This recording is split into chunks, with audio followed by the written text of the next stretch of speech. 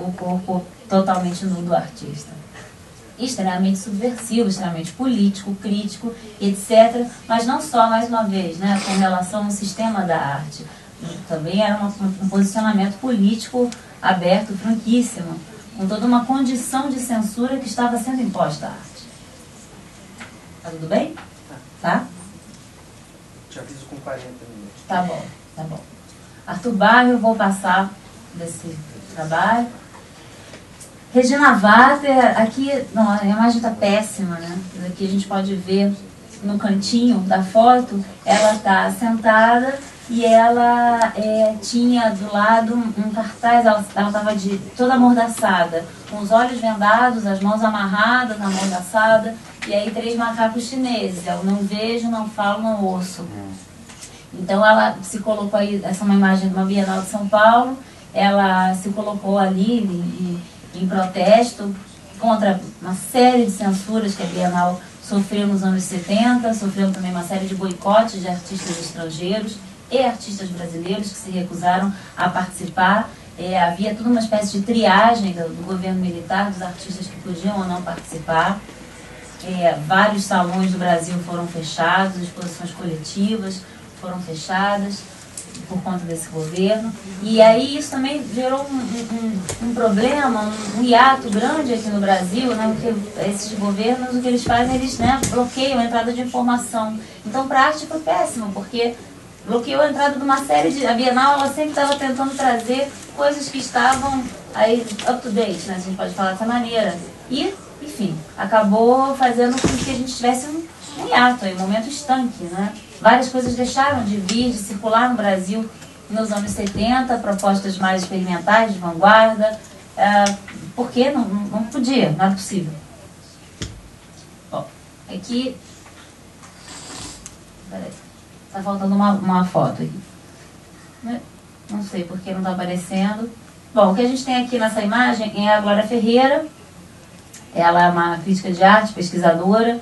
Ela está aqui serrando. Ah, que pena. Bom, é uma proposta do Grupo Urucum, que é um grupo que não existe mais, que vem lá do Belém do Pará, e aí eu fiz um salto, né? Saí dos anos 60, vim aqui pra frente, tem umas outras imagens do meio que se der eu mostro. E aí é a Glória Ferreira, então, serrando um tronco de madeira dentro da Funarte. Esse tronco de madeira, assim como outros troncos, foram trazidos então pelo Grupo Urucum, que era um coletivo de artistas que os artistas moram, né, ficam em Belém do Pará.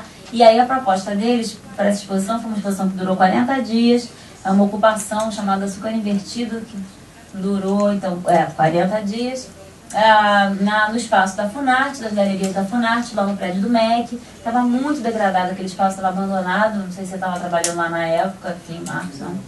E estava abandonado, né, sem programação. Então conseguiram um espaço de graça, os artistas para ocuparem.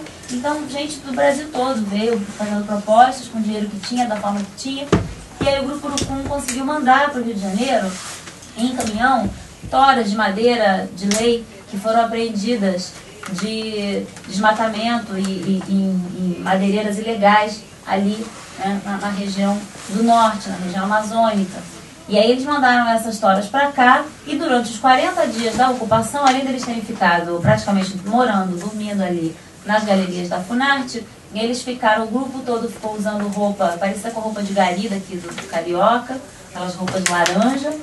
E durante, então, 40 dias as toras, que eram imensas, foram sendo serradas com serra elétrica. Então você entrava, era aquele barulho de serra elétrica e toda uma poeira no chão espalhada, a serragem das toras. E aí também uma metáfora bastante clara da própria degradação da instituição. Essa madeira de lei, esse tronco, essa coluna tão forte e importante, que vai se degradando, se deteriorando por falta de uma série de cuidados e uma série de políticas. Então, a ação deles consistiu durante 40 dias em encerrar sistematicamente essas toras enormes até elas virarem pó. E aí uma série de pessoas, no caso a Glória ou qualquer artista, pessoa ligada às artes ou não, podia ir lá e serrar um pouquinho das toras. Ok, tá ótimo. Então vou terminando.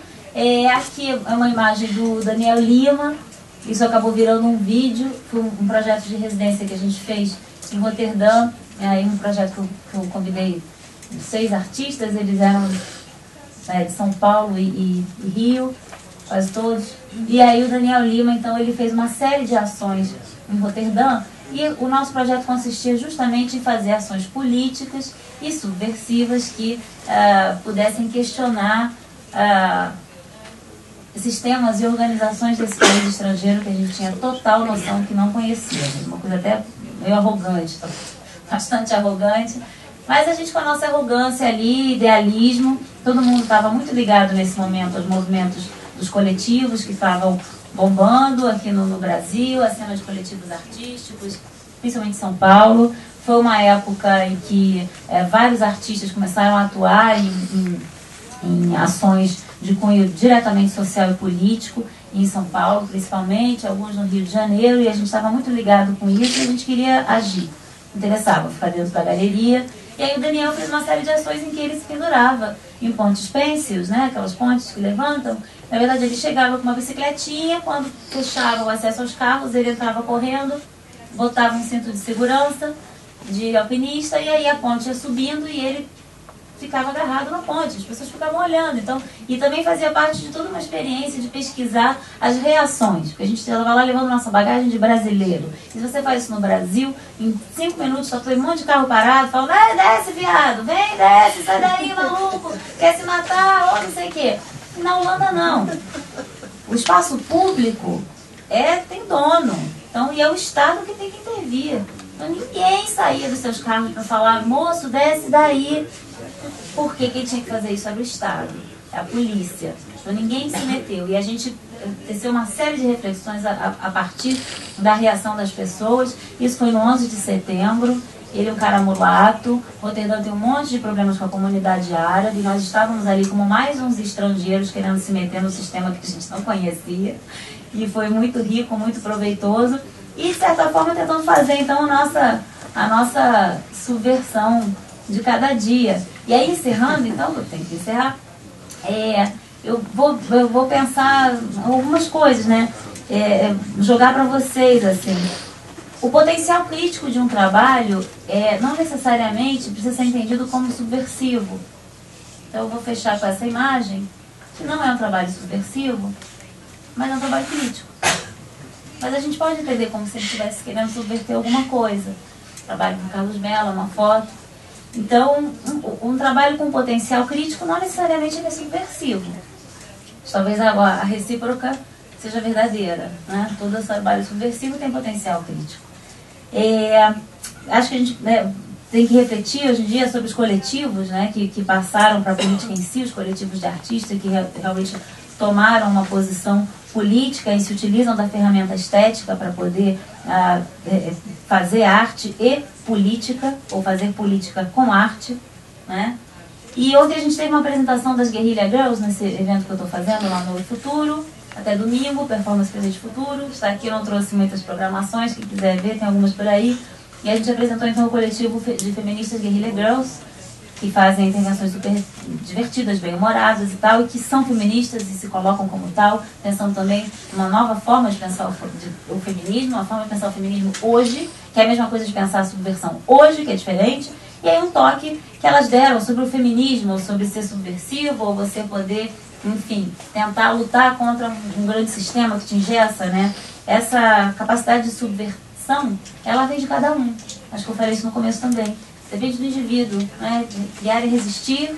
Nós estamos aqui fazendo algo subversivo, às 3 da tarde, numa sexta-feira. Tem um monte de gente trabalhando nos seus escritórios, nas suas oficinas, pensando os seus commodities. E a gente está aqui vendo imagens como essa e pensando, enfim, nas possibilidades que a gente tem de ser subversivo. Eu acho que todos nós somos subversivos em algum grau. E, enfim, a Isabel que pensou esse seminário. Enfim, aqui eu vou encerrando, né? Acho que subversivos somos todos nós. Pequenas subversões a cada dia que a gente pode ir fazendo e, enfim, se sentir melhor também para poder conviver com esse mundo tão estranho que a gente vive. É isso. Obrigada.